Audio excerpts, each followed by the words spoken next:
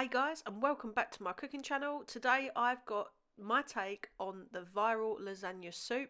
It's a winner. But before we get started on the recipe, don't forget to check the rest of my page out where you'll find lots of great home cooking tips and easy recipes.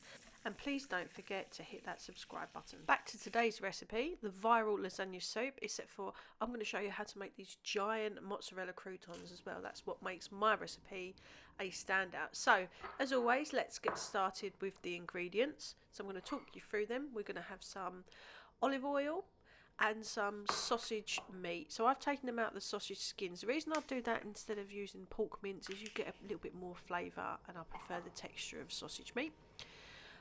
Then we've got some smoked lardons, and here I've got some chopped onion, celery and garlic. We've got some dried herbs here, so that's some mixed Italian herbs and some extra oregano. And then we've got some good quality beef stock. We've got some passata and a mixture of Worcestershire sauce and red wine vinegar, just to add some extra flavourings. I don't put it on this collection of ingredients here, but you need about a tablespoon of sugar as well, and then you can use whichever pasta you like. So I'm going to use these pasta sheets today because it's what I've got in my cupboard, and I'm just going to break them up as I put them in, but you'll see that later on in the video. And then I've got a dash there of double cream that's going to enrich the sauce and give it that creamy white bechamel saucy kind of flavour. And then of course some fresh basil. So there's all the ingredients. The full list with measurements is of course as always in the caption, so check that out there. And now we're just going to get on with our cooking. So we get a deep saucepan and we're going to heat our olive oil on there. That's just on to a medium to high heat, and then we'll add in our sausage meat. So yeah, just to go into a little bit more detail while that's browning off, I like to use buy sausages because they've already got some herbs and spices already in it, so it's already got a little bit of added flavour, and then I'll just remove them from the sausage skin and then cook them. And I find that I prefer that over basic pork mince because again it's got a lot more flavour, and actually in this kind of dish, pork mince is nice, but in this kind of dish I prefer the texture of the sausage meat. So what we're going to do is we're cooking that away on the medium to high heat, and just kind of breaking it up as we go along.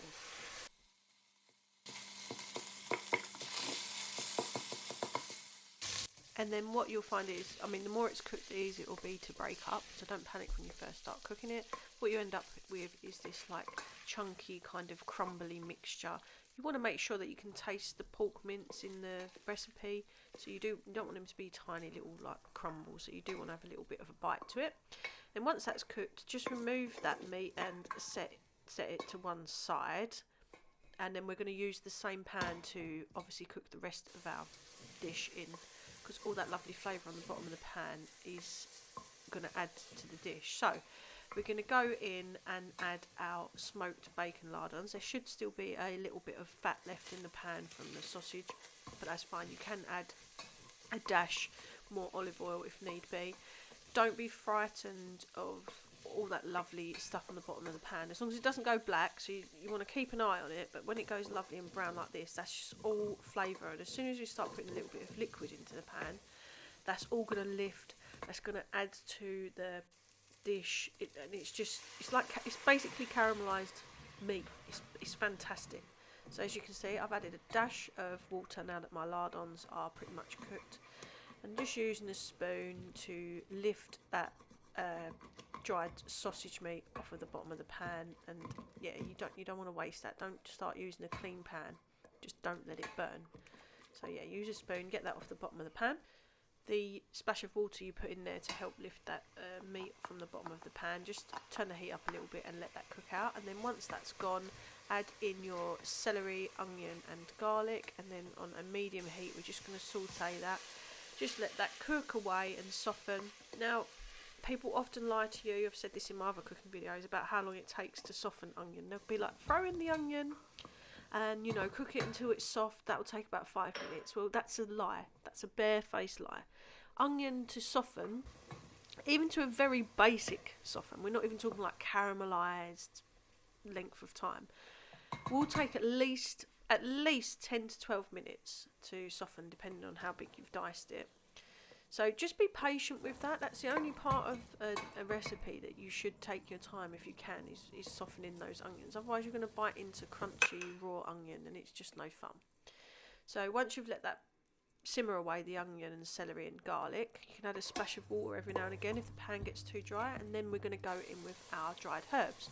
So that was a dried Italian mixed herb and some extra oregano.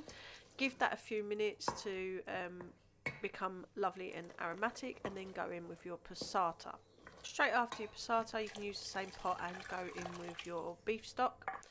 So give that all a good stir around. Now don't forget that what we're cooking here is not a well, I suppose it is a little bit of like a ragu, but we want a really loose, it's a soup. We want a lovely loose mixture. So don't worry if it seems too watery. What you're going to do is add your cooked sausage meat back into that, and as you can see it's lovely and loose, soup-like, but we really need the flavours to develop, and to do that we need to add a couple more ingredients. So that's the red wine vinegar and Worcestershire sauce. We're going to pop that in, and then the pinch of sugar, that's just going to help sweeten the tomatoes, and then of course we're going to go in with some lovely fresh cracked pepper and salt. Don't go too mad on the salt, because don't forget we've got smoked lardons in there, we've got beef stock. This is all going to reduce a little bit. I'm sure you'll need to add more salt at some point, but don't add too much, because as always we can put ingredients in, but once they're in we can't take them out, so go easy on the salt for now. Okay, so we're going to give everything a good stir, and then we're just going to let that bubble away, let all those flavours infuse together, get to know each other, and really start developing a wonderful flavour for our soup. So leave that on, sort of bring it up to the boil, and then turn the heat down a little bit, and then just let it simmer for around about 10 minutes or so. So our sauces, all the flavours have got to know each other, it's reduced slightly, so we're going to go in with our pasta now. And what I'm doing is, you can use any pasta you want. Today I'm using lasagna sheets because it's a lasagna soup, and I do feel like the texture and flavour of lasagna sheets is slightly different to normal pasta. So what I'm doing there, we don't want to put whole sheets in, so I'm just breaking them up. And this is also a really good way of, like, throughout the year, if you're making like a normal lasagna, you've got your lasagna dish, your lasagna sheets don't always fit really well in there, so you have to snap bits and pieces off. We'll save them and then cook yourself a lasagna soup at some point during the year, and use all your little lasagna sheet offcuts. It's a great way to use those up. The only thing you do need to be careful of is they do have a tendency of sticking together in the sauce, so just make sure that you're making sure they're broken up and not sticking, because they won't cook properly. Top it up with a little bit of boiling water, because obviously we need it still to be a soup consistency, but we need to make sure water to cook that pasta in. And then just put that on a medium to high heat and let that bubble away until the pasta is cooked. So while they're doing that, I'm going to make these super easy giant mozzarella croutons.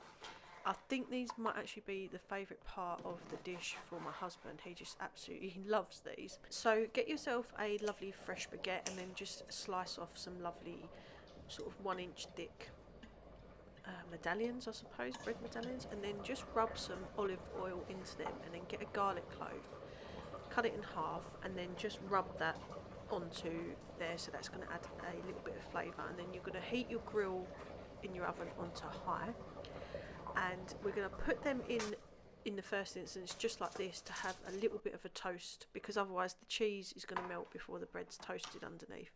So put them in. Now it'll take sort of 3 or 4 minutes, depends how good your grill is. They might not even take that long actually, so just keep an eye on them, make sure they don't burn. You want them just lightly toasted, and then grab yourself some lovely fresh mozzarella. And another good tip for you, if you're using mozzarella for a caprese salad, or these croutons for instance, although it's a little bit messier, always with clean hands tear your mozzarella rather than slice it, because if you slice it, when you put the pressure on the knife, it squeezes out the juice. You don't end up with such lovely flavours in your mozzarella, so always tear it.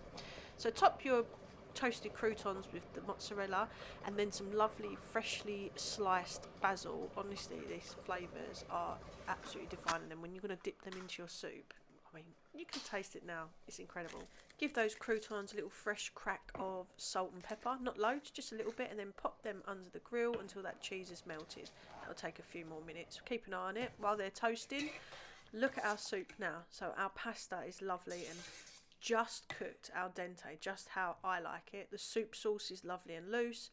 What we're going to do now is we're going to add some enrichment into this to make it taste like that real lasagna-y flavour, you know, like creamy, tomatoey, just absolute deliciousness. So go in with a dash of your cream.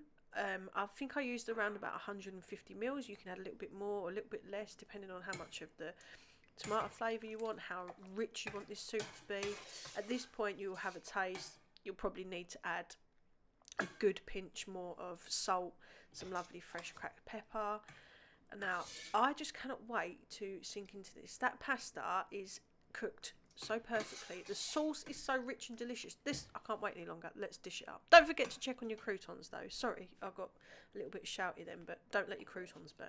Right, grab yourself a bowl and then we're just going to dish it up. Try not to slop it all over the plate because that kind of ruins the aesthetic of this wonderful, wonderful comforting soup. I'll give that a clear up in a minute. So give yourself a couple of like really generous portions of the pasta and the meat, and then don't forget to top it off with a little bit of just the actual sauce. It's making my mouth water and I cannot wait to make this dish again. I cannot wait for you guys to try this dish. So that's it, that's our soup now. We're going to garnish that with some fresh cracked pepper and some lovely freshly sliced basil. That just makes all the flavours pop. A little drizzle of extra virgin olive oil if you have it to hand, and then of course our delicious giant mozzarella croutons that are just so yummy dipping into this.